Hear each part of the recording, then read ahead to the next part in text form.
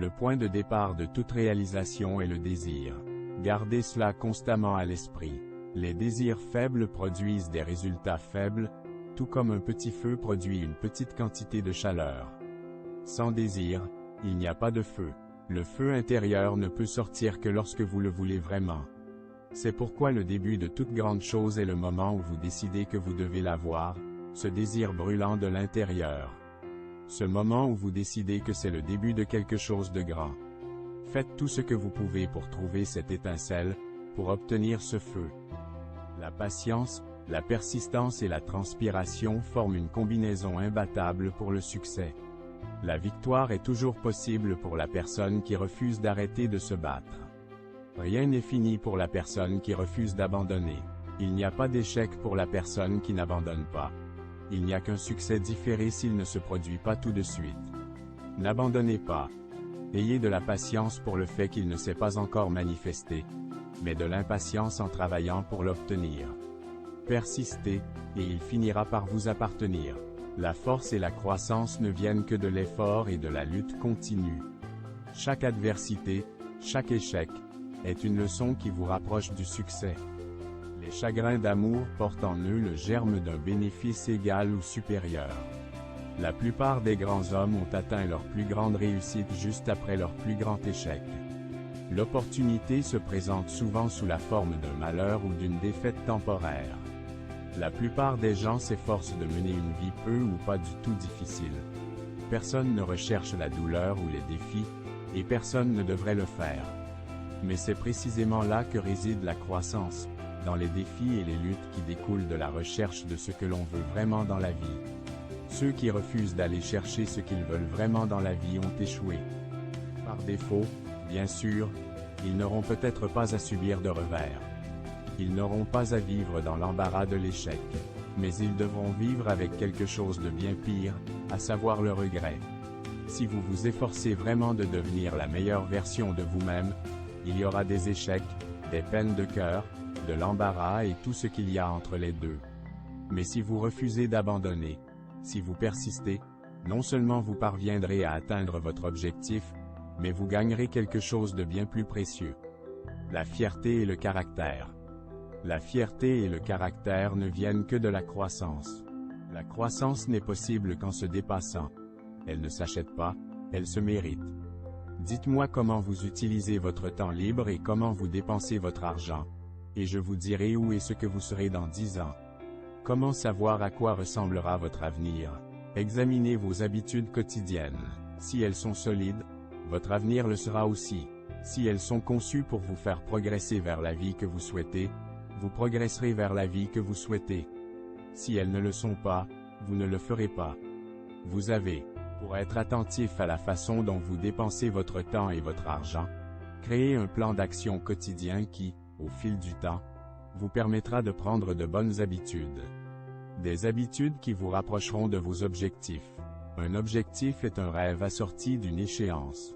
Les objectifs sont formidables, mais sans échéance, il n'y a que des souhaits, des espoirs et des rêves. Les rêves ne peuvent se réaliser que si vous les prenez au sérieux, et la première étape pour prendre vos objectifs au sérieux est de fixer une date limite à laquelle vous devez les atteindre. Elle doit être suffisamment difficile à atteindre pour vous faire bouger immédiatement. Un objectif doit être suffisamment réaliste pour être atteint, mais il doit aussi être difficile à atteindre. Il ne doit pas être impossible. Une autre façon de le dire est que la personne que vous êtes actuellement ne devrait pas être en mesure de l'atteindre. Vous devrez devenir quelqu'un d'autre en vous poussant de façon positive pour vous assurer que vous l'atteigniez. C'est un objectif. Lorsque la défaite survient, acceptez-la comme le signal que vos plans ne sont pas solides. Reconstruisez ces plans et remettez le cap sur l'objectif que vous convoitez. Nous sommes tous confrontés à la défaite. La plupart d'entre nous abandonnent. Ne soyez pas comme l'esprit. En cas de défaite temporaire, prenez vos responsabilités. Que pouvez-vous faire de mieux? Comment utiliser l'échec comme une leçon? Comment votre plan ou votre chemin peut-il être plus clair la prochaine fois? N'abandonnez pas. Surprenez tout le monde par votre persévérance et votre endurance. Puis, choquez-les avec vos résultats la deuxième fois. Tout ce que l'esprit de l'homme peut concevoir et croire, il peut le réaliser. Il n'y a pas de limite à l'esprit, sauf celle que nous reconnaissons. Napoléon Hill pensait qu'il n'y avait pas de limite.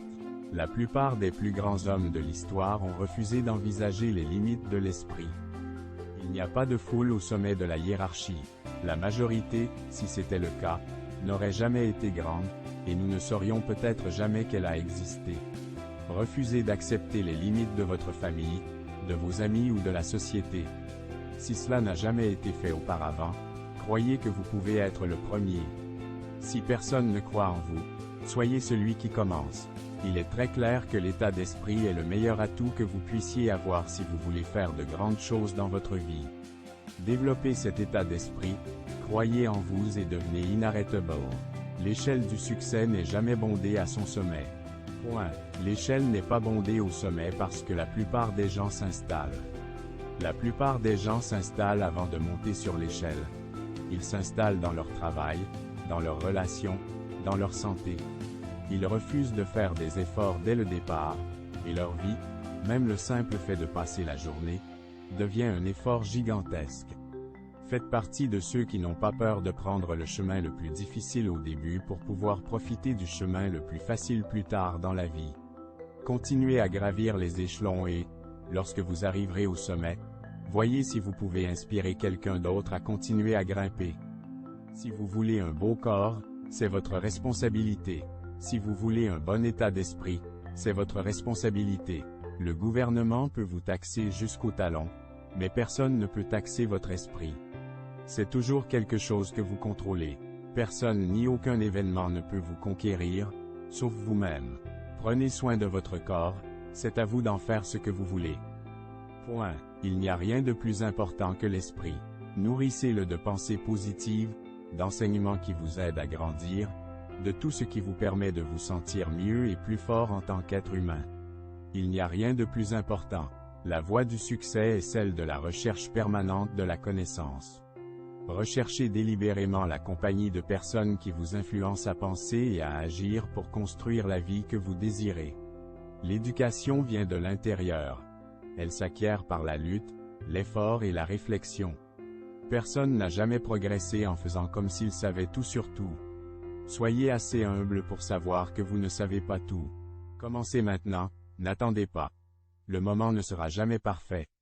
Commencez, n'attendez pas que les conditions soient parfaites ou que tout se mette en place. Soyez suffisamment curieux pour rechercher de nouvelles connaissances partout où vous allez, dans les livres, dans les enseignements et auprès de tous vos interlocuteurs. Il y a toujours quelque chose à apprendre de chacun.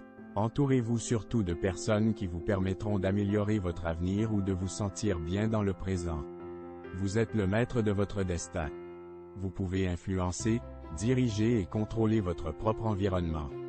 Vous pouvez faire de votre vie ce que vous voulez qu'elle soit. Si vous ne pouvez pas faire de grandes choses, faites de petites choses d'une grande manière. Commencez où vous vous trouvez et travaillez avec les outils dont vous disposez. De meilleurs outils seront trouvés au fur et à mesure.